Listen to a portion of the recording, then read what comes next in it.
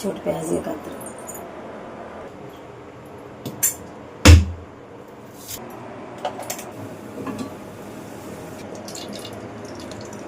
Hi అండి, ఈరోజు నేను బెండకాయ ఫ్రై చేస్తున్నానండి.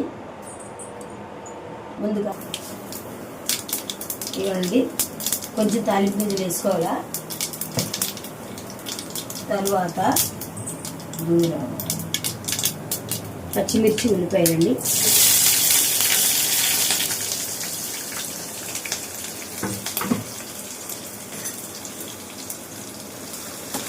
పచ్చిమిర్చి ఉల్లిపాయలు వేసుకున్న తర్వాత కాస్త వేయించాలండి.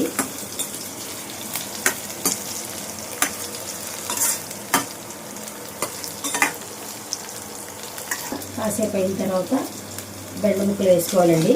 ఇందులో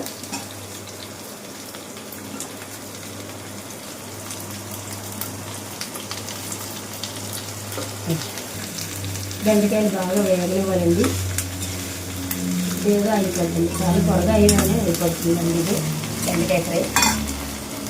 కొంచెం పసుపు వేసుకోండి ఇందులో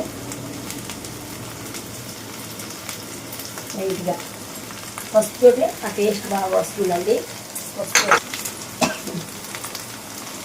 రుచికి సరిపడా సాల్ట్ కూడా వేసుకోవాలండి.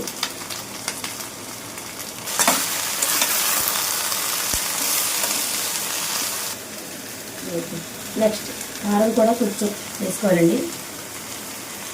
మనం పచ్చిమిరకాయలు వేసాం కాబట్టి కొంచెం వేసుకుంటే సరిపోతుందండి.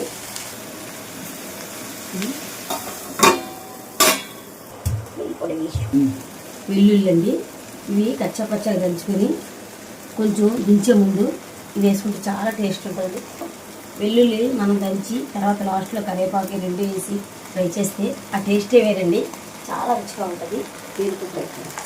దాని మధ్య అంటే బాగా వేసి అలా వేసాను. కాసేపు మూత పడ్డదండి.